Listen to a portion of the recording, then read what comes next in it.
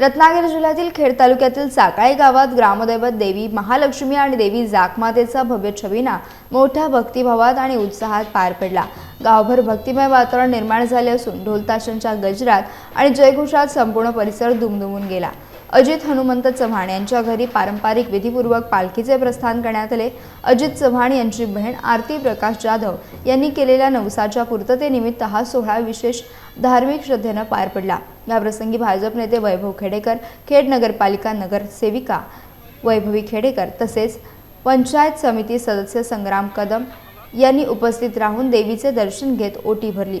मान्यवरांच्या उपस्थितीमध्ये सोहळ्याला विशेष रंगत आली। यानंतर रात्रीच्या वेळी पालखी भडगावकडे वाजत गाजत रवाना करण्यात आली। फटाक्यांच्या आतिषबाजीने आणि पारंपरिक वाद्यांच्या निनादात छबिन्याला अधिकच दिमाग प्राप्त झाला। अमेय चव्हाण आणि श्रद्धा चव्हाण यांनी प्रमुख पाहुण्यांचे तसेच ग्रामस्थांचे स्वागत केले।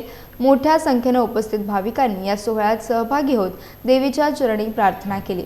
साकाळे गावातील हा छबिना म्हणजे श्रद्धा, परंपरा आणि सामूहिक एकोप्याचा सुंदर संगम ठरला असून ग्रामस्थांमध्ये उत्साहाचं वातावरण निर्माण झालं।